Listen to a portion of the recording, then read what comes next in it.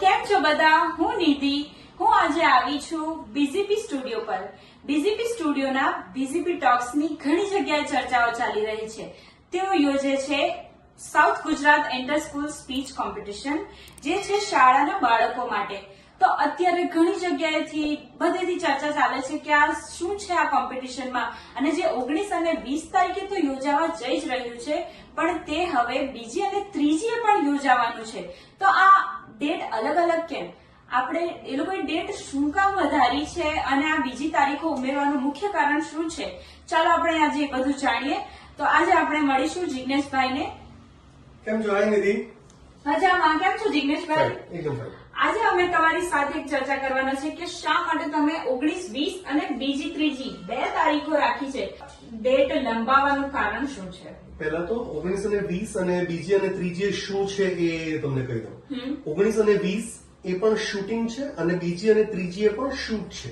આજે BGP talks દ્વારા road safety વિષય માટે જે આ સ્પીચ કોમ્પિટિશન દક્ષિણ ગુજરાતની શાળાઓ માટે કે બાળકો માટે કરી રહ્યા છે, એમાં આ પહેલા બધું શૂટ થશે, રેકોર્ડ થશે અને પછી અમદાવાદ સ્ટુડિયોમાં જશે, ત્યાં પ્રોસેસ થશે અને પછી વિશ્વ આખાના અલગ અલગ પ્લેટફોર્મ પર એ રિલીઝ થવાનું છે, બ્રોડકાસ્ટ થવાનું છે. 19 અને 20 માટે અમે પહેલા જાહેરાત કરી હતી અને એમાં અમને ખાસી બધી એન્ટ્રીઝ મળી, પણ ઘણી બધી શાળાઓ એમ કહ્યું કે એમના છોકરાઓ અત્યારે કોઈને કોઈ સેલિબ્રેશનમાં છે, કોઈ ઇવેન્ટ્સ છે, કોઈના એન્યુઅલ ડેઝ છે, કોઈના સ્પોર્ટ્સ મીટ ચાલે છે, અત્યારે ડિસેમ્બર છે ને, એટલે બધી ખાસી એક્ટિવિટીઝ હોય. તો અમે વિચાર્યું કે એ છોકરાઓને કેમ આપણે રહેવા દઈએ, કેમ બાકાત રાખીએ.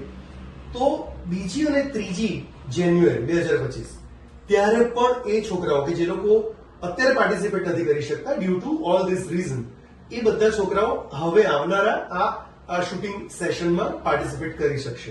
24 ડિસેમ્બર સુધીમાં એમણે એમના રજીસ્ટ્રેશન કરાવી દેવાના છે. એટલે જે શાળાઓ નેક્સ્ટ ફેઝમાં પાર્ટ લેવા માંગતી હોય, એક જ કોમ્પિટિશન છે અને 2 ફેઝમાં આપણે શૂટ કરી રહ્યા છે, એટલે કોઈ એવી કન્ફ્યુઝ થવાની કોઈ જરૂર નથી.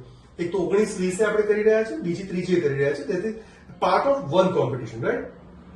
આજે સેકન્ડ ફેઝ છે એ પણ આ કોમ્પિટિશનનો ભાગ છે, રાઈટ. આ છોકરાઓ 24 તારીખ સુધીમાં રજીસ્ટર કરાવી દે તો પણ એ બધાને પ્રિપેરેશનનો પૂરતો ટાઈમ મળી રહેશે. બીજી ત્રીજી એ છે ફાઇનલ, અને એ કોમ્પિટિશનના શૂટ થશે, પછી એ પ્રોસેસ થઈને મેં તમને કીધું એ રીતે બ્રોડકાસ્ટ થશે. બ્રોડકાસ્ટ થયા પછી એ દરેક જણ પાસે અઠવાડિયા 10 દિવસનો ટાઈમ હશે એમના વિડીયોઝને મેક્સિમમ લોકો સુધી પહોંચાડવા માટેનો. અમે તો પહોંચાડીશું, પણ એ લોકો પણ એમના શાળા થ્રુ, એમના વાલીઓ થ્રુ, એમના મંડળ થ્રુ કે એમના સગા અવાલા જે સ્નેહીજનો છે એ બધાને પહોંચાડે અને મેક્સિમમ બાળકો આ બીજા બાળકોને સાંભળે કે તેઓ રોડ સેફટી વિશે શું કહેવા માંગે છે. મૂળ કન્સર્ન આ છે અને એટલે જ અમે લોકો ડેટ ચેન્જ કરી છે, જેથી મેક્સિમમ છોકરાઓને આપણે આવરી લઈ શકીએ, કોઈ છૂટવું ના જોઈએ. યસ, આ તમારી ખૂબ જ સરસ વાત મને જાણવા મળી. અને હવે બાળકો આના વિશે વધારે તૈયારી કરી શકે, અને બાળકો જ શા માટે આ રોડ સેફટી વિષય તમે માત્ર શાળાઓ માટે જ કેમ રાખ્યો? બીજીપી નું એક આખું ઇનિશિયેટિવ છે રોડ સેફટી. બીજીપી ટોક્સ એ અલગ પ્લેટફોર્મ છે, એ પ્લેટફોર્મ છે જેના પર દરેક વિષયની વાત થઈ શકે. સો રોડ સેફટી વિષયની વાત આ પ્લેટફોર્મ પર થવા જઈ રહી છે, અને રોડ સેફટી વિશે બીજીપી ઓલરેડી પોડકાસ્ટ કરી રહ્યું છે, કન્સર્ન લોકો સાથે, એક્સપર્ટ સાથે ડિસ્કશન કરી રહ્યું છે, જે આખું વર્ષ સતત ચાલ્યા કરવાનું છે. અનલાઇક કે અઠવાડિયાનું આપણે નહીં કોઈ સેલિબ્રેશન કરીને છોડી દઈએ એવું.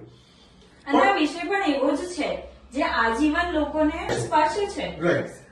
બાળકો એટલા માટે ખાસ તો કે બાળકો આવતીકાલે એ જ ડ્રાઈવ કરવાના છે, એ લોકો જ આવતીકાલે વાહનો ડ્રાઈવ પણ કરવાના છે, રસ્તા પર એ જ નીકળવાના છે. જો એ લોકો વધારે સમજદારીથી ડ્રાઈવ કરશે, એ લોકો જેટલા સમજદાર હશે કે થશે કે બનશે, એટલા વધારે સુગમ રીતે એ લોકો વાહન ચલાવી શકશે. પહેલી તો વાત. ગડકરી સાહેબે અત્યારે જ કહ્યું કે ભારતમાં એટલા બધા રોડ એક્સિડન્ટ થાય છે કે he can not represent India world level પર. જયારે એ લોકો કશે પ્રેઝન્ટ કરવાના હોય ત્યારે આપણા ત્યાં એક્સિડન્ટના નંબર એટલા મોટા છે, એટલો મોટો છે ને આંકડો કે એ કશે બોલી જ નહીં શકાય, કશે પ્રસ્તુત જ નહીં કરી શકાય. અને એમાં મેક્સિમમ યુથ જઈ રહ્યું છે, ગુજરી રહ્યું છે, એટલે મરી રહ્યા છે લોકો. સો બાળકો સાથે આપણે જેટલી વાત કરીશું, જેટલા એ લોકોને આ ચર્ચામાં લઈશું, એટલા જ બાળકો વધારે અવેર થશે, વધારે સજાગ થશે, આ કન્વર્ઝેશનનો ભાગ બનશે. એટલે આ કન્વર્ઝેશનનો આ ચર્ચાનો બાળકોને ભાગ બનાવવા બહુ જરૂરી છે to make them more responsible. ભવિષ્યના વાહન ચાલકો આ જ શાળાના બાળકો બનવાના છે, ત્યારે આ મુહિમ તમે જે ચલાવી છે ખૂબ જ સરસ અને ખૂબ જ સરાહનીય છે. Thank you very much. Thank you Nidhi. Thank you everyone. તો તમે જેમ જોયું, જિગ્નેશભાઈએ કહ્યું બીજી અને ત્રીજી આ તારીખો પણ એ લોકોએ ઉમેરી છે, તો ખાસ ધ્યાન રાખજો કે તમારી શાળાના બાળકો આ કોમ્પિટિશનનો પાર્ટ બનવાનું ચૂકે નહીં. અને ધ્યાનથી 24 ડિસેમ્બર એ લાસ્ટ ડેટ છે. અને આ વાતનું પણ ખાસ ધ્યાન રાખવાનું છે કે આ કોમ્પિટિશનમાં પાર્ટિસિપેટ કર્યા પછી તમે અહીંયા વિડીયો શૂટ કરીને જાઓ છો, પછી આ કોમ્પિટિશન પતી નથી જતી. તમે એક જાગૃતિ અભિયાનનો ભાગ બની રહ્યા છો, તેથી તમારા વિડીયો દર્શકો સુધી પહોંચે, વધુમાં વધુ પહોંચે, એ આપણા સૌની જવાબદારી છે. તો યાદ રાખીને 24 ડિસેમ્બર સુધી તમારા ફોર્મ રજીસ્ટર કરાવી દેજો. Thank you very much.